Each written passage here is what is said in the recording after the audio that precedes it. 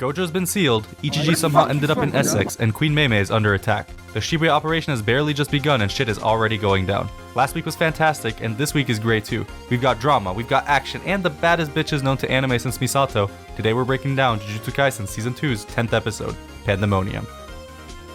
You know an episode's gonna be good when a simple scene like this is this well animated. Visually, this entire episode looked incredibly strong. It immediately gave me episode 1 vibes. While episode 1 was limited in action, the scenes of Utahime and Meme simply walking around and talking were very engaging. The lighting fit the mood, the storyboards were dynamic, and the little cuts of animation that we did get were very, very clean. This episode has practically that same vibe. The lighting was visually appealing, the drawings were on model and super good, and even the tiny details like Meme's phone screen lighting up as she takes it away from her ear were littered throughout. The underground portion was probably my favorite part, visually speaking. Mekamaru's contingency plan booting up, the soft blue, green, and red glows that really make the characters feel alive and that they belong in that 3D space. This cut of animation where Yuji grabs and yeets Mekamaru, it's super fluid. The green trail lines for Mekamaru are a really good touch as well. Through good storyboards and interesting camera angles, they managed to keep me engaged even though all that was happening was Mekamaru explaining his plan to Yuji, Meme, and Wee. From now on, Wee. And despite how good that scene looked though, my absolute favorite of the episode has to be Gojo's final confrontation with fake Geto. I've been shilling Gojo and Geto's VAs like it was a Raid Shadow Legends sponsor, except I actually believe that these guys are incredibly good. One of the best things about anime adaptations is finally getting to hear your favorite moments voiced. On one hand, it can be worrisome if it doesn't match what's in your head, but for me at least, they did this scene justice. And not just justice, they went above and beyond. In the manga, when Geto's body fights back, it feels like a minor inconvenience to fake Geto. But here they decided to actually make it impactful, and the line about it never having happened before hits that much harder. Here he stumbles from how forcefully he's being choked and he's even drooling after. As everybody wakes up from their afternoon nap, Gojo is finally sealed within the prison realm, and the bad guys can make their getaway. Except...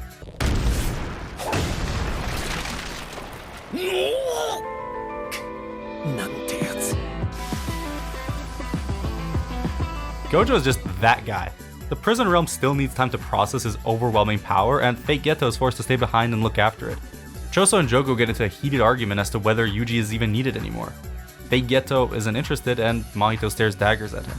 But ultimately, he sides with Choso and the two get a head start on Jogo. If Choso or Mahito find Yuji, they can kill him. And if Jogo does, he feeds him the remaining Sukuna fingers in their possession. Choso's brothers were killed by Yuji and Nobara, so he has beef against them. And Mahito's just the biggest hater in all of anime, so he just wants to kill him. The two girls that Geto saved in hidden inventory are back. They're older now and they want to reclaim Geto's body, but fake Geto doesn't want to hear it as he sits down to watch over the prison realm. Now, I might be talking out of my ass fully here, but last week I did touch on how fake Geto's cadence is completely different to normal Geto's.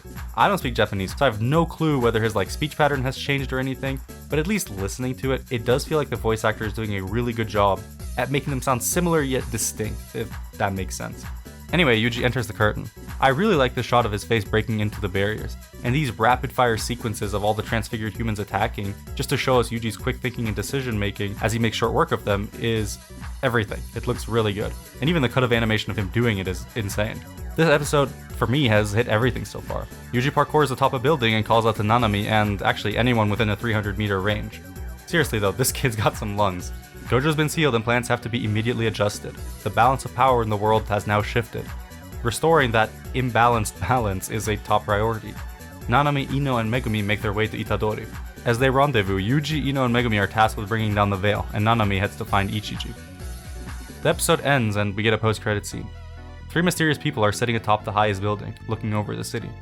Fake Geto has shown these to us prior in episode 7. Is this the secret to taking down the barriers? The goal of any adaptation should never be to become a one-to-one with the source material. In my opinion, it should instead take the parts of the source that work best in the given medium it's being adapted to. Animation is almost always in motion. We have no time to let super complicated drawings sit still. There needs to be a before and after motion for the scenes to actually make sense. Take these stills from JoJo's. These look really, really good, and they're very detailed. Yet the actual movement before and after is much more simplified. The reason I'm bringing this up is to highlight how well MAPPA's done with JJK's second season so far. To me, it feels like they understand when it's important to add scenes that didn't exist or extend pre-existing ones. They know how to set the mood with the music, which was also phenomenal in this episode. The track that plays as Gojo brings down the prison realm had me soy-facing the minute I heard it. These are just some of the many ways that the anime has elevated the viewing experience of JJK. And for how strong the drawings are in the manga, actually seeing some of this stuff in motion and with the music, the voice acting, it's really, really good. And I just wanted to take a moment to basically glaze all the hard work that the animators, directors, voice actors, sound engineers, basically everyone that's working on Season 2 has done. I mean, look at the reaction people had to the Honored One scene. Realistically, this was just Mappa's take on it. It didn't ruin the scene, it just didn't match your idea of it from reading the manga. And that's fine. The one part of the narrative I want to change with these videos is that when we criticize not just Mappa, but media in general, we should be a bit more critical than it didn't look like the original so it's bad. Instead, we should be looking at it as, why was it bad? Was the music choice off-putting given the vibe of the scene? Was the animation and art lacking compared to the rest of the episode? Did the voice actors fumble the lines? So long as we look at things from a more critical angle, I think discussions will become much more interesting and ultimately positive. Instead of flinging shit around, we can actually make fruitful discussions. Anyway, episode 10 was a banger. Go rewatch it, drink some water, and like the video if you enjoyed it, and I'll see you all next time.